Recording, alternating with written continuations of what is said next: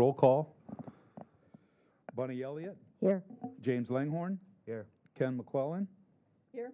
Stefan Metsch. Can I understand? Okay. Julie Sponsel, Vincent Wood. Here. Marcia Zellis. Next will be, are there any amendments to the agenda that are going to change? No amendments here. Okay. I'm sorry, and Andrew Stuffler. Here. Sorry. Next, we'll have the approval of the minutes from our last meeting on December 3rd, 2015. I'll make a motion. We approve the minutes Okay. on December 3rd. Is there a second? Second. All in favor? Aye. Aye.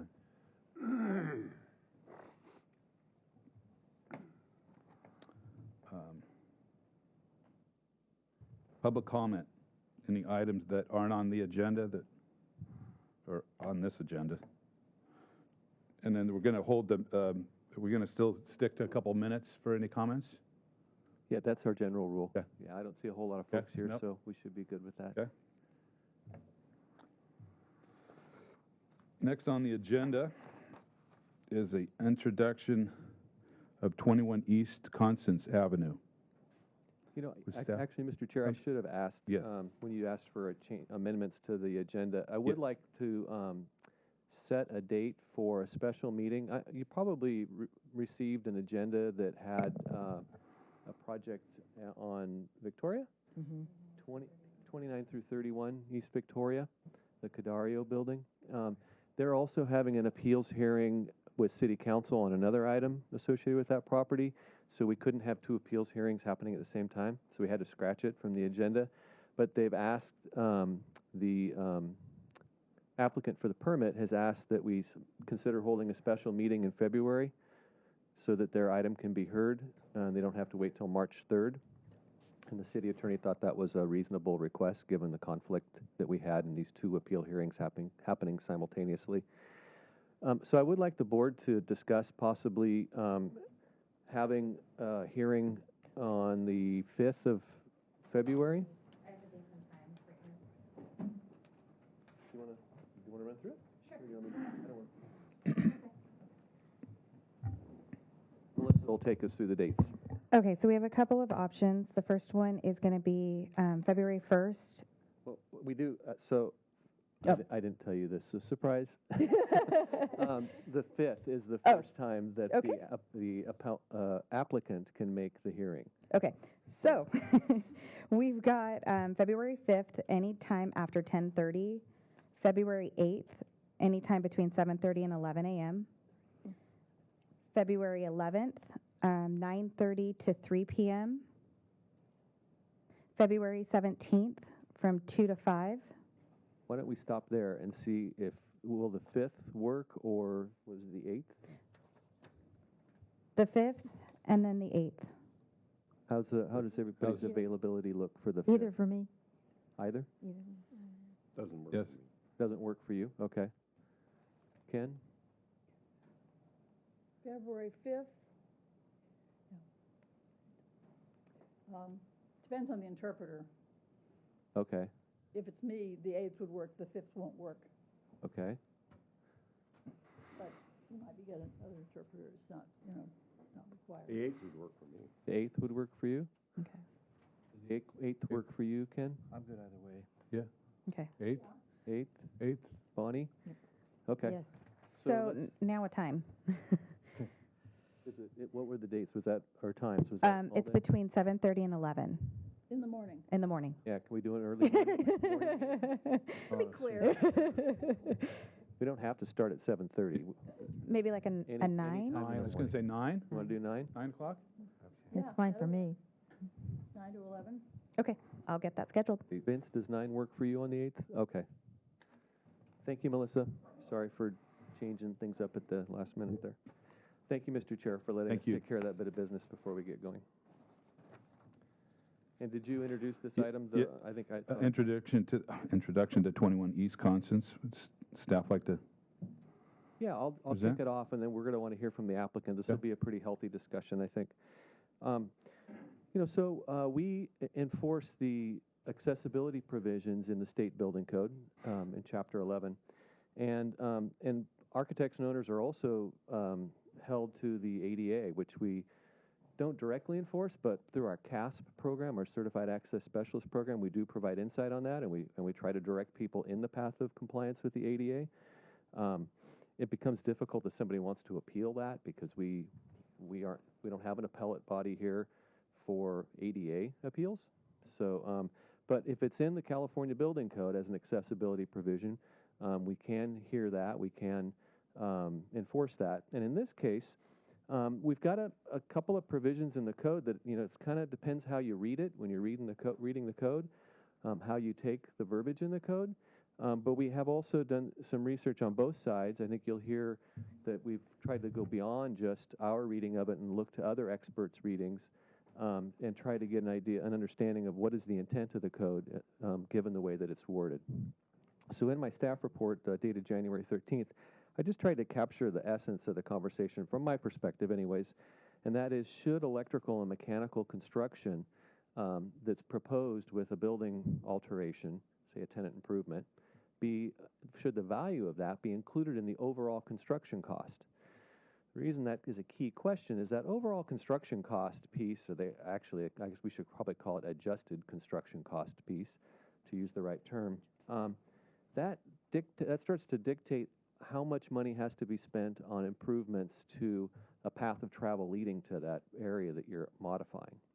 And it gets much more complicated than that, but that was sort of the essence of it. I think we'll hear about some of the complications today when we talk about this. So my staff report, I think, covered it pretty well. I don't really have anything new to add to that other than that we have reached out to other CASP professionals, looked on the California Association of Building Officials website to see if they have any direction on it. And what we found, with the exception of input provided by Mr. Hansen, is that most of us are looking at this saying, yeah, if you're going to do an improvement to the use of an area, say a church, classrooms, and you're going to have electrical and mechanical equipment work being done because you're adding walls and you need to bring the air in and get ventilation and heat and make changes to that ventilation and heat, that does get included in the construction costs. But that's just my interpretation on that, or staff's interpretation on what we want to hear from the applicant as well.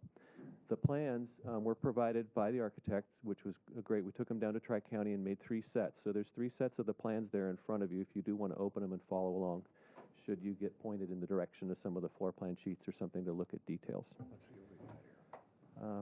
So with that, I don't think I'll provide any more right now. I'm sure you'll have lots of questions after you hear from the applicant for the permit.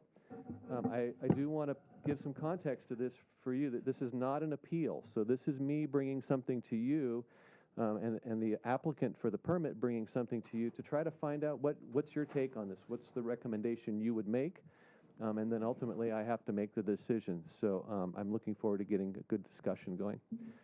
Christy Foreman's here. She's our plan checker. She's pinch hitting today as our access specialist because our certified access specialist is out on some leave today, this afternoon. And Lonnie is here, as most of you know, Lonnie Cassidy, who heads up our plan check and counter operations. And so she's here in support as well. They can answer questions. With that, I can turn it over to Dennis or Chris, whoever would like to come on up to the table.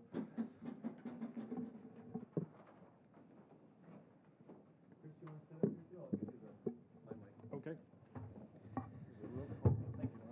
Hello, I'm Dennis Thompson, architect with Thompson Naylor Architects, and probably the best thing to look at is sheet A2.2. That's our floor plan.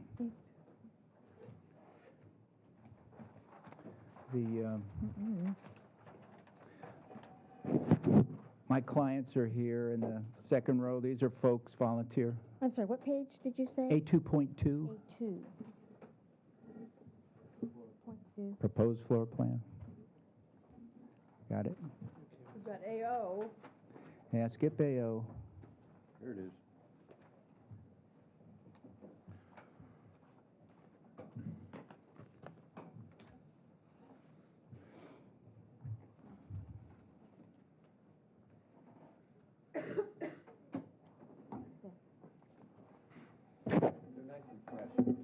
go. At least it's not ammonia anymore. So I was just introducing my clients here are representatives of the First Presbyterian Church at State and Constance, and they're all volunteers who've been working on this project for a long time. And the project, as you can see on A2.2, is simply to build 2 interior classrooms inside of one big open space.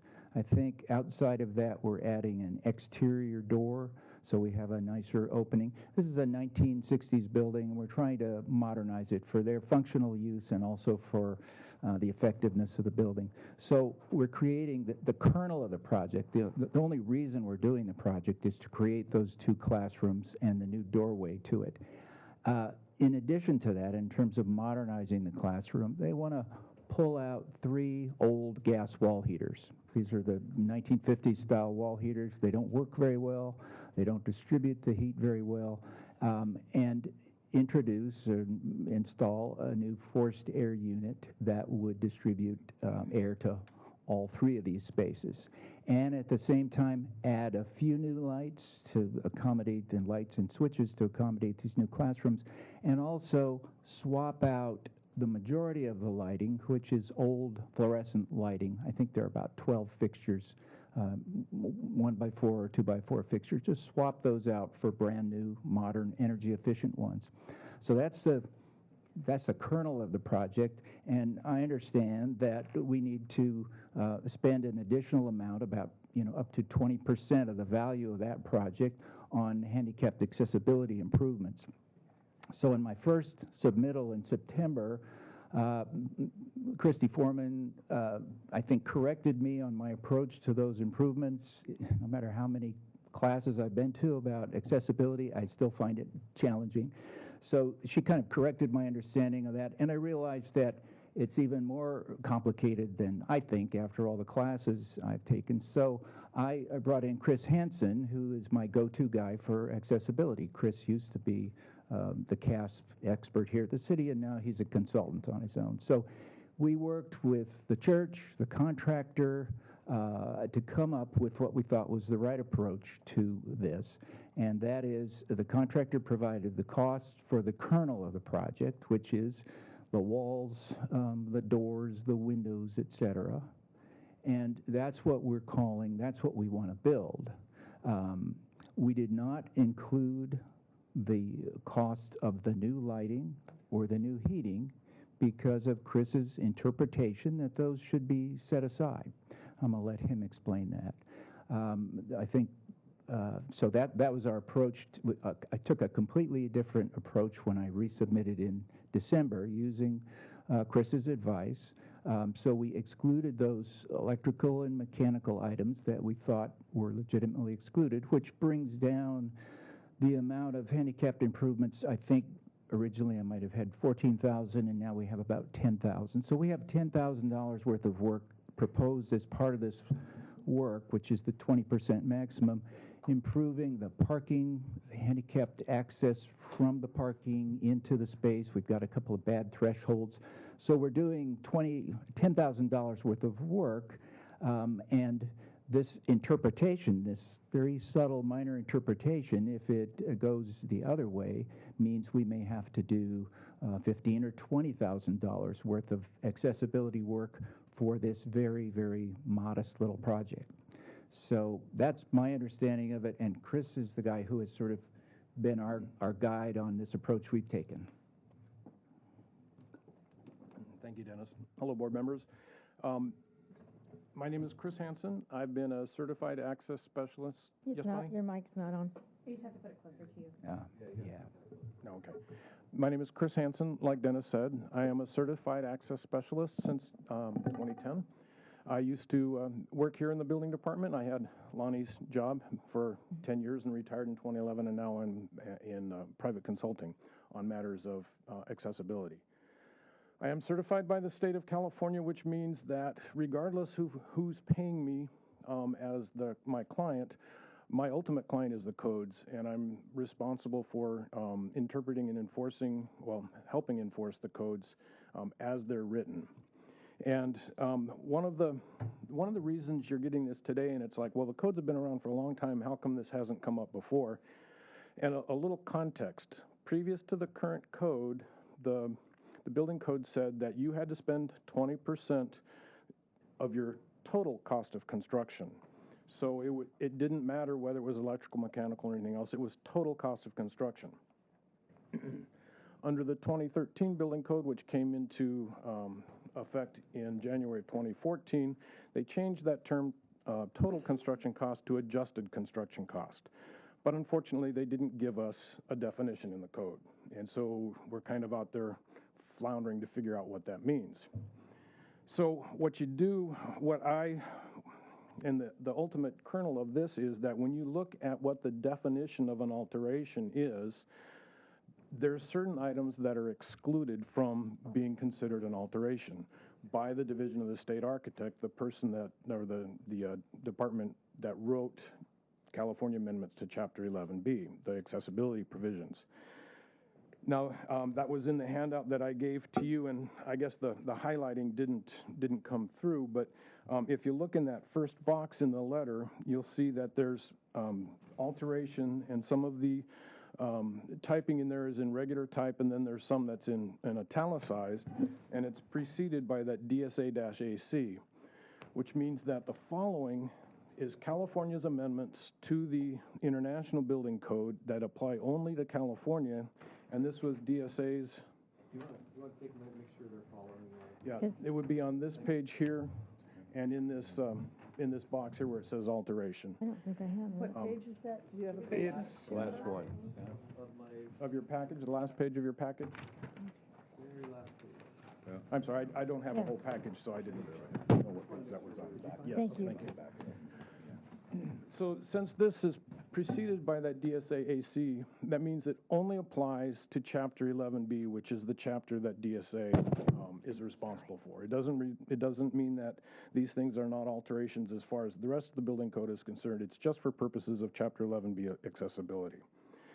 And the very last sentence of that box that I've highlighted, which I don't think you have there, it specifically says that normal maintenance, re-roofing, painting, wallpapering, or changes to mechanical and electrical systems are not alterations unless they affect the usability of the building or facility. Can you go a little bit slower? I'm sorry? Can you go a little bit slower for the interpreter to get? Oh, I'm sorry. So that she can get what you're saying and he can. I'm sorry, I do have a bad habit of talking fast. Okay, we're caught up, thanks. Thank you. And that term usability means usability of the facility by a person with a disability, not because it's more usable to everybody in general, but specifically the usability of that facility or building by a person with a disability. And I've talked to the technical assistance people at the Department of Justice who do the ADA, and their verbiage is exactly the same. The definition of alteration is exactly the same. California brought that over. And they do not take things like comfort, temperature, amount of light as something that affects the usability, because that is not necessarily something that would assist a person with a disability in using that room. It certainly would. Excuse me. It potentially could, but it's not typically taken into account by the DOJ. And one of the things that they've said, for instance, if you had a room that did not have AC or heat in it before, and you installed that, but the use was still the same, that really doesn't, as far as DOJ is concerned, affect the usability of that room.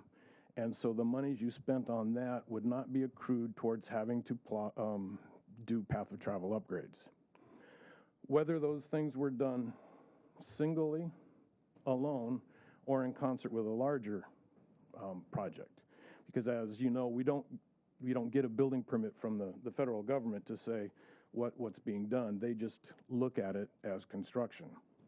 So really the kernel of this matter is that if it's specifically excluded from the definition of being an alteration, it doesn't trigger the requirements of the alterations in Chapter 11B, which is Section 202.4. You don't even get there, because it's just like if it's a handrail, you don't look at the guardrail requirements or the grab bar requirements, because by definition, you can't apply across those. It doesn't meet that definition. So that's really what this kind of boils down to in a nut, is that if it's specifically excluded from the definition of an alteration, you don't even get to the alteration section of Chapter 11B and use those monies. And in talking to, this was last Thursday, I talked to the Division of the State Architect, Derek Shaw, who's the person I had come to find out was responsible for changing total construction cost to adjusted construction cost. It was for a completely different reason, to make sure that people weren't applying the path of travel upgrade costs back into their total cost and creating a vicious cycle there. And he realizes that, yes, this did create a conflict between the definition of alteration and how their 202.4 verbiage is reading. It should also be pointed out that if you came in to do a permit that was just re-roofing, just rooftop mechanical change out or change out of existing mechanical equipment and electrical equipment, by itself, if you weren't doing anything else, you wouldn't trigger these 202.4 path of travel upgrade costs. So putting them at the same time, including them in the same project, which is advantageous for the builder, the owner, the tenant, because all your work is done at one time instead of being strung out, you're getting penalized basically, because really what they would do is say, okay, well, fine, we'll take this project, pare it down to the bare minimum, and we'll come in 3 weeks or whatever and do these as completely separate permits, and then they still would not, by definition and by another exception, trigger these path of travel upgrades. And so basically that's what it boils down to, is that definition doesn't, because you're excluded, it doesn't trigger those requirements in the first place. Thank you. Board, any questions? I have Bye. one question, excuse me. When you were reading right at the beginning what is included and stuff, did you say, you said, AC and heating didn't matter. Did you talk about, I can't remember if you said lighting or not. Yes, that would be one of the things that they would consider. If you've got existing lighting, even though you're adding new or changing it to a more energy efficient, that's not something that DOJ would consider as affecting the usability of that room. Okay, I disagree. Okay. What is the problem here? I don't see it. I mean, it looks to me that you've told us what the new code is, so why are we worried about adding it in? Mr. Chair, if I could answer that. Yes, you can. So if you look at the second page of my staff report, the last two paragraphs, the way we see this, the way we're viewing this, Vince, is that if someone comes in to do electrical or mechanical work on its own, they want to replace all the lights to make them all energy efficient. That's the only thing they're doing. Still going to be a meeting room. We're going to issue them a permit for that, and we're not going to require path of travel upgrades. Right, because it meets this in that box on my second page and Chris's last page here. That meets the normal maintenance, re-roof, painting, wallpapering. We think those are independent activities. They're not part of an overall project. They're just an independent activity. We're changing out the lighting in the conference room, or we're changing out the heating system in the conference room. But when we get a project proposed to us that has use changes, the classroom arrangement is being changed. They were classrooms before. They had, if you look in the plans on the demo sheet, you'll see some bifold doors like were real popular in the 60s and 70s in large assembly rooms. They're removing those, replacing them with some hard walls. And that's going to necessitate that they change some of their HVAC system. They have to have openings in them. They're putting in some openings in the walls. They're putting in some ceiling fans in the rooms. And, well, if I looked at the electrical sheets, that's what the electrical sheets show. They show fans in the rooms. Are there no fans going in? Are you aware they're on the electrical sheets? There's a new forced air unit being put in to replace the old inefficient wall heaters that are heating the entire space. Do you want to come on up? I think Dennis described it. Oh, that's okay. Either one of you, but just as long as someone does it on the mic.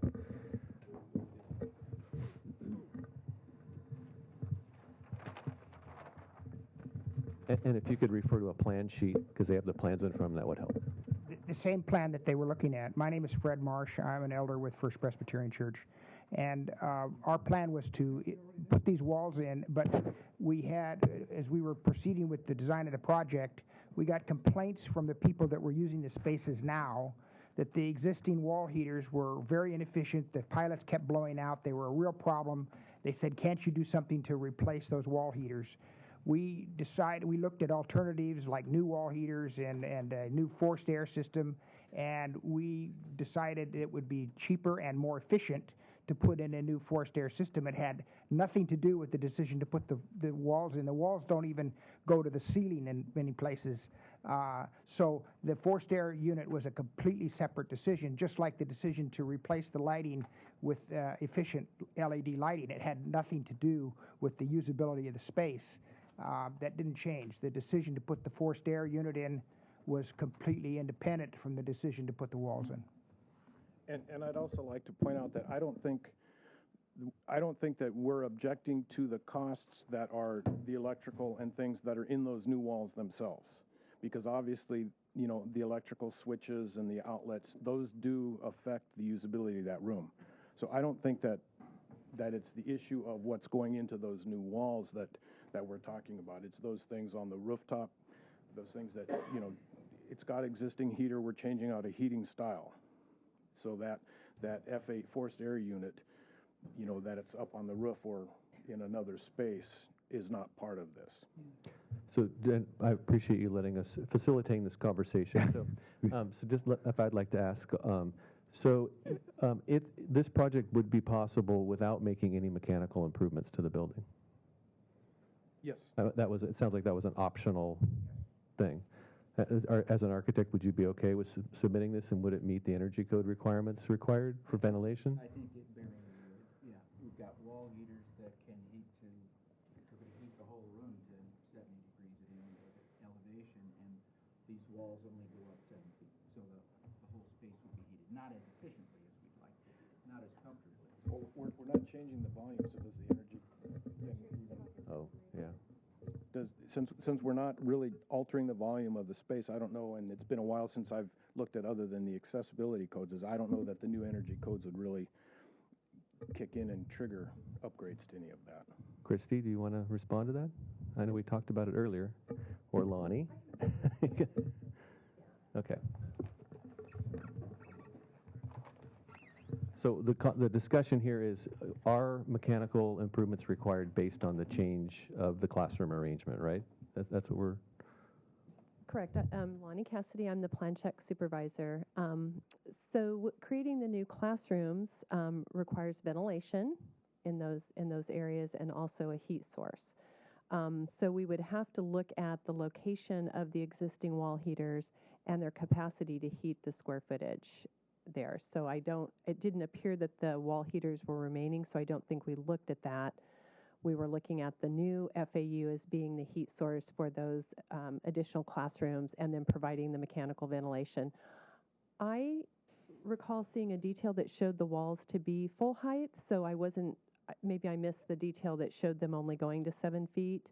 I thought they were full height connected to the ceiling walls when we looked at the plans. Yeah, I could clarify that. The only walls that will hit the ceiling are these two, because these are drop beams. This is where the ceiling is high volume over here.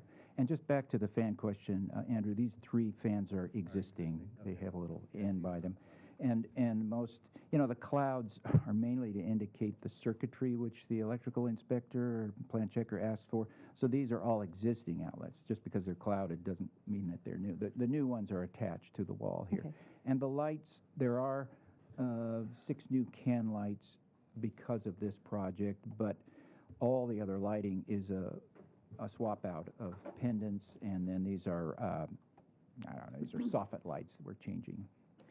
Right, so the energy code, when you are changing out, you would look at the capacity for the rooms for your energy budget, and then you would be obviously getting more credit if you used efficient fixtures mixing in with the cans. So when you look at your energy budget for an area and lighting, you get a capacity of wattage.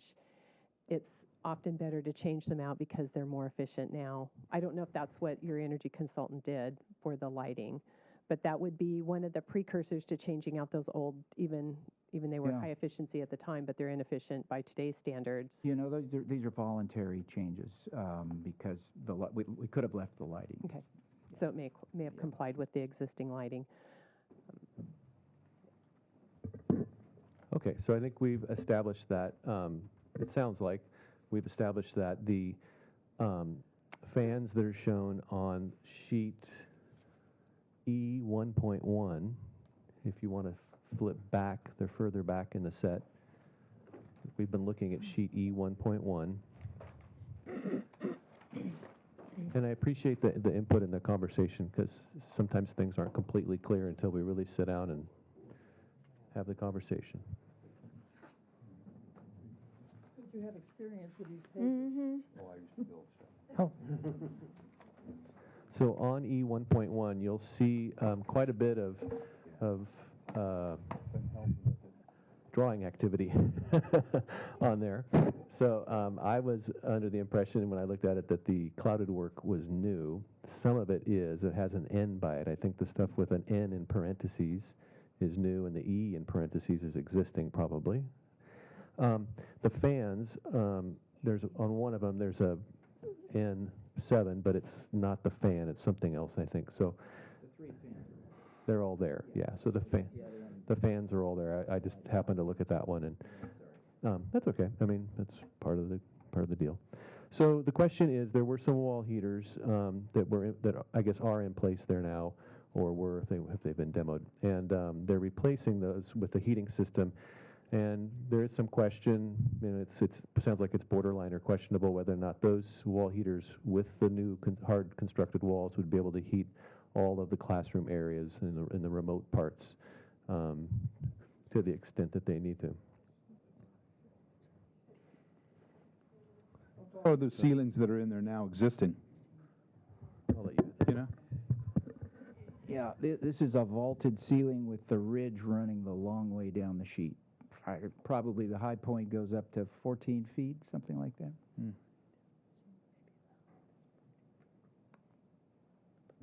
And you're building 7 feet with your new walls, or how tall are the new walls going to be? I believe they're 7. I would encourage the architect to look at one of his details because one of them shows him at 9. And it just happened to be the only one I looked at, and it went all the way to the ceiling. So 0 point, or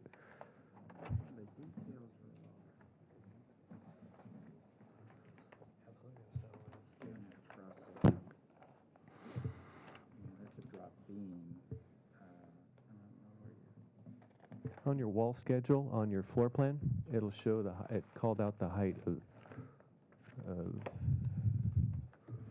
Yeah.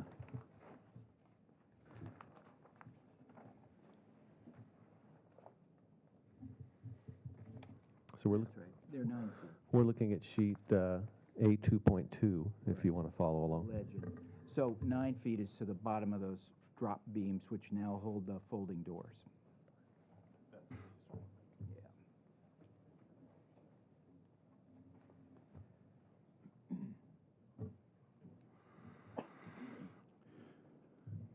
Any questions more from the board? Well, I have a question about the path of travel. You guys were, if it's not accessible, then there's no point. If it's not accessible, there's no point in making anything else accessible because if you can't get into the building, Yeah, as part of our improvements here, we're starting at the parking lot. We're changing the configuration of parking spaces. We're putting up new signs. We're removing some dangerous conditions. There are big diagonal braces that a blind person or a sighted person could walk into, so we're putting barriers under those. So we're making the parking lot and the path of travel. We're improving the step up into the building. We're having to tear out concrete and build that. So there will be I think what we're looking at here is if we have to go beyond this, now we have to start tearing out bathrooms, which is going to, we can't just tear out half a bathroom. We have to tear out the whole bathroom. And now we're into $20,000, $30,000, $40,000 improvements. maybe there is a way to do a little bit of it. But I think that's what we're trying to contain the handicapped improvements to what we think is the legitimate required amount, which will give you a full accessibility to both of these classrooms, but not to one of the bathrooms which were built in the 50s. Jim? One question. You mentioned this is a kernel. Is this part of something that's going to be a bigger project? No, we started using that term in one of our discussions because the kernel we consider that's what these folks want to do. The handicapped improvements are not the kernel. So we tried to separate those two parts, and I have cost estimates from the contractor for those two things. $35,000 to put up the walls and the doors and the windows, and then a $10,000 expense to improve the path of travel. So that's why we use the term. So this isn't phase 1 of phase 1 through 10 or something like that? I don't think so. Other improvements will happen to other buildings. So it's important that we establish, what is the precedent here? At every time we look at every building, are we going to be including the lighting or not?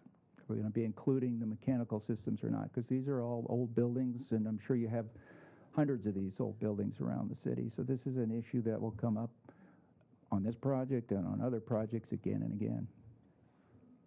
Well, bottom line, you're saying that if you had to, you could live with the existing lights and the existing wall heaters.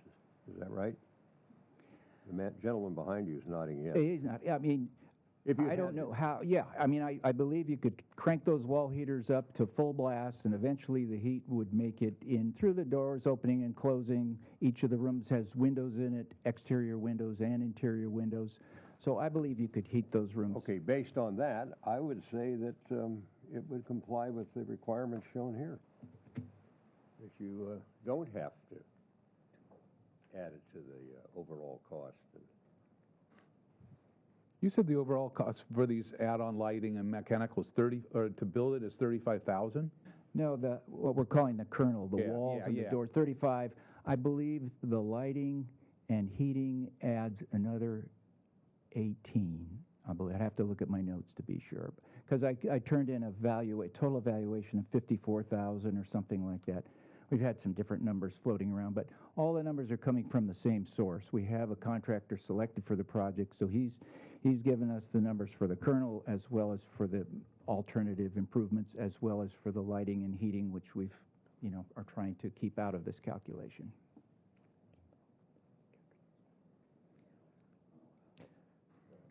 Jim?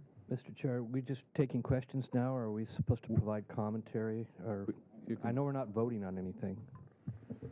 We're just taking comments, but we haven't taken public comment yet on this one. So if you want to, you can solicit public. Jim may want to say something. Yes. I'm Jim Marston on the Access Advisory Board. Okay, Jim Marston, Access Advisory Board. As was just recently mentioned, my biggest concern here is that this is going to set a precedent for violating some civil rights of some disabled people. Let's look at this as an affirmative action, as if it affected another minority group. I'm a little bit shocked that we're trying to whittle it down and save a few $1,000s on path of travel. In my reading of this, Section 7, which Chris has put in here, says if only you do these items, heating, electric, roofing, you can not have to do path of travel. This, to me, is overall, I don't care if they call it kernel or not, the overall project is one project. And maybe to Chris, I want to say that this adjusted cost basis, and this has not been followed through a lot in town.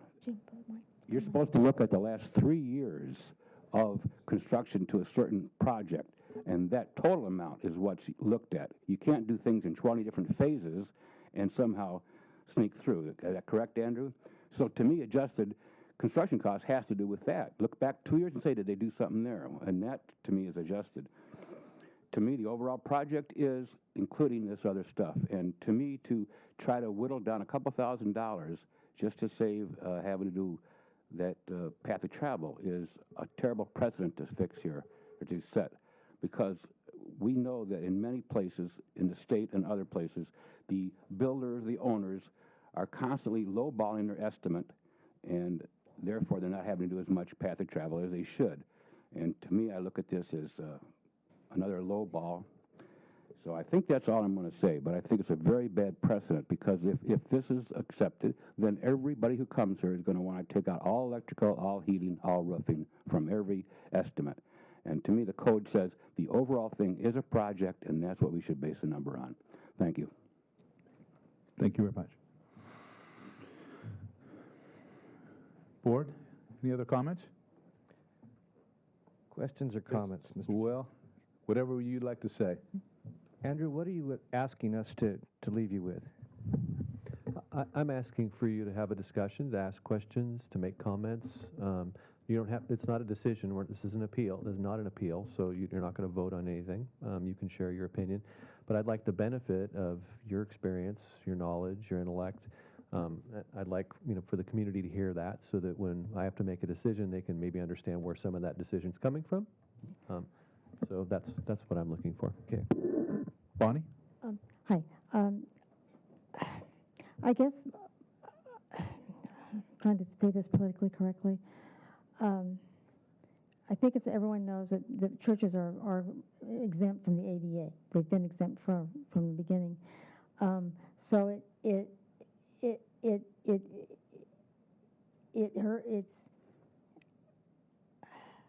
I always applaud churches that go the extra, that want to make a lot of improvements. But I think I agree with Mr. Marston about this whole precedent-setting thing, separating out this I've forgotten the terms now, but all these changes. I get that you're going to you're going to improve the path of travel. I think I heard you say that. But I hope that you. Let's see, how can I say this?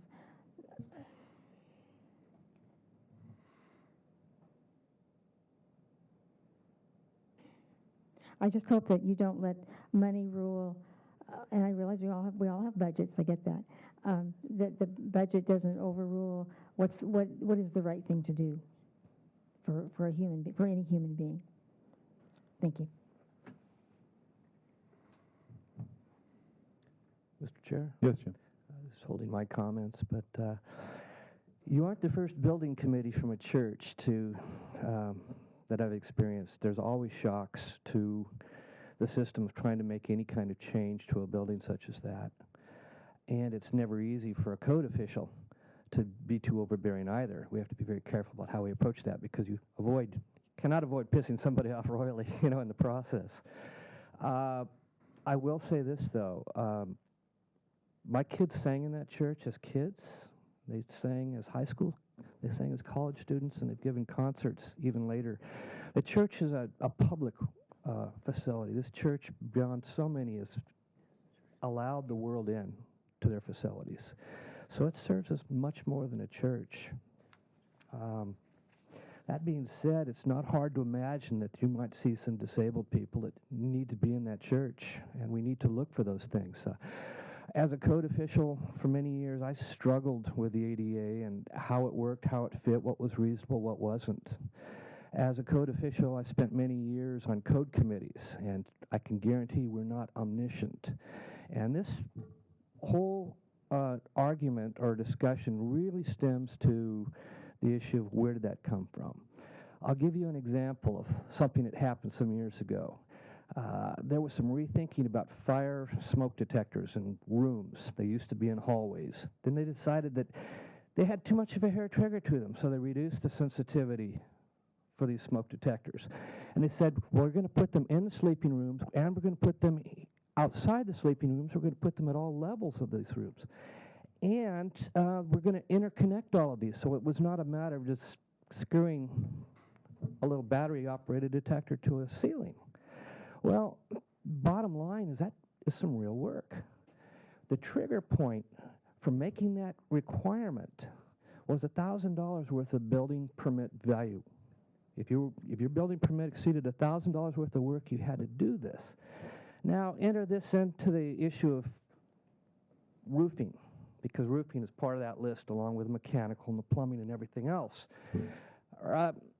I had the responsibility and in my jurisdiction to see that roofing was not going to lend itself to the spread of fire. Everybody sees that as common sense now, but it was very philosophical at the time that we took it on. The interesting thing about that is somebody goes in for a roofing permit and they got stuck with this smoke detector requirement. An unforeseen cost, and it was very hard for anybody to see the nexus between one and the other. And that is what's going on here. The idea that somebody is going to service or maintain or do extensive repairs to their mechanical or electrical systems, which need to be inspected for the propriety of the work. That they would be doing maintenance on a building would trigger other requirements, whether they be ADA or smoke detection or whatever else. So that really is the genesis or the intent behind the code and putting that language out there. All that being said, you've brought in some good professionals. I've worked with both Dennis and I've worked with Alan before, and I know that you've got good people working for you. I have been in a lot of meetings, a lot of committees, and I'm just going to close with this. Do not use the H word in talking about disabled people. It is not, it got more building officials in more trouble over the years than I can begin. So we have to rethink how it is and what it is we do, what our priorities are. And as we move forward with these buildings, we can't dispense with the fact that there are people that have to get into these buildings, have to be able to use them. And my closing comment or suggestion is that obviously there was more to these plans we first seen. I think some good scrutinies have been given to both sides of this issue. I think that there should be some regrouping and some consideration as to how things could be phased in.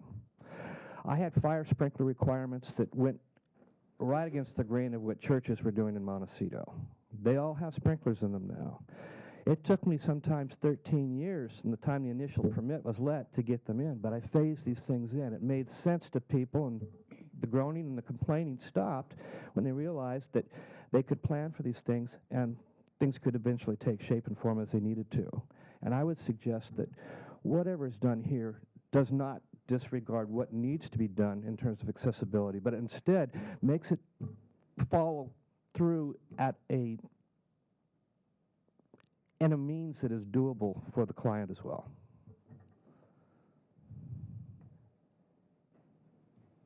Thank you, Jim.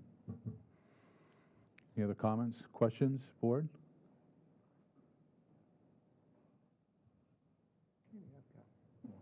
One last comment, really quickly, and that is just this target, the whole ADA requirement has been a moving target. I think the DOJ is still trying to figure out what the building code is. So there's going to be plenty of give and take on this process, but we're eventually going to get there. We just aren't there yet. Well, I just wanted to say that a decision to not allow us to subtract the costs of electrical and mechanical will most likely lead to us pulling those out of this project and then coming back a month later for those as a separate permit, which doesn't do anybody any favors. It's more of my time, it's more of their time, it's more inspectors' time. So that's the odd part about, if you decide that you're going to include those expenses, we have the option of pulling them out of this project and submitting them separately and then being exempt. And that doesn't do anyone any service at all. No. Common sense. No, it's not worth it. Sense is what we're It's only about $4,000 anyway. Isn't that right? If you're going to spend $18,000, you're going to spend 20% of the $18,000 on more ADA requirements. Yeah, if I've got those numbers not, right. I mean, it's close. So it's only about $35,000 to $4,000. You'd probably spend that in 2 meetings. But thank you.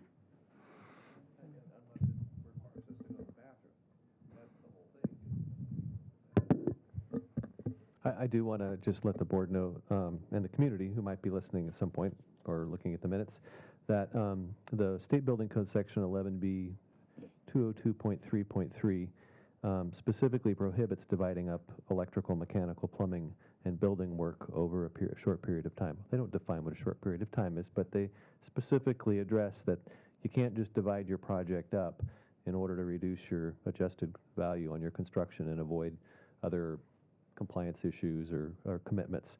So it is interesting they put that in there, but then they also have language that says you take out those things and it can be read the way it's being interpreted by Mr. Hansen. And I thank you, unless anybody else has any other comments they want to make or input. Anybody? Christy? I just wanted to make it clear that on the accessibility that the 20% is out there. If it's infeasible to do the bathroom remodel, then those funds just get left out there so that when they do an improvement later on, those funds are there so that eventually, hopefully, as the building, if they continue to do improvements on the building, there would be enough funding to say, okay, now it's time to make those restrooms compliant. So it's not like if you make that decision now on this project, they're going to have to do a huge amount of money because the code only says 20% has to be spent. And if it's infeasible, then it's not spent.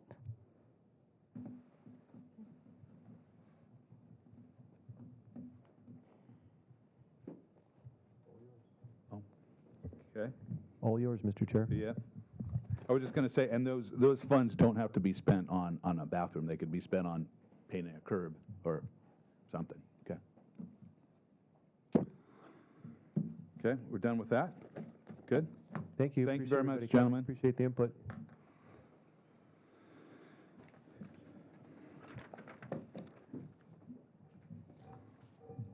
You guys can take off if you want. You can take off if you want. You don't have to stick around. I think we have one more. Yeah, brief we've got item. one more. The next subject's going to be information items on economic interest form 700. Would staff like to present us to? We just got them. We just got them. Okay. Did everybody? I just want to confirm. Did everybody receive an email or a notice that gives you instructions on how to fill out your form 700? I did, and I haven't fully read it. I'm sorry, but I did receive it. I still have it on my computer. That's fine. That's good. As long as you got it. I just want to make sure you received it, so and you have enough instruction. I did. Okay, we'll make sure we get you a copy so that you can do it. Do you have a computer, Vince? Oh yes, and I did it. I filled it up in electronically last year. Yeah. Okay. We'll make sure we get you the internet address so that you can do the same thing again. Yeah. That's one of those things where you'll be hearing from us if you don't do it. Yeah. So we'll be a kind of a consistent annoyance until you get it done. So. Yeah, they're not fun to fill out, but if you ask for the one from the year before, then it's very easy. Yeah, good. Yeah. How do you get the one from the year before? You can request it from the city clerk. From the city clerk. So it might help you out with. Yeah, I used to make copies of the paper ones, keep them, and the next year I just unless something changed, you bought a piece of property or sold it. Yeah, exactly. Well, thank you for that, Andrew. I guess at this point, we're going to ask the motion to adjourn this meeting. Jim first? I will make a motion that we adjourn this meeting. All in favor? Aye. Aye. Meeting adjourned. Aye. We'll see you on the 8th. Okay. Thank you very much. Thank you. I appreciate your input in the conversation. I should probably ask off the record, do you find this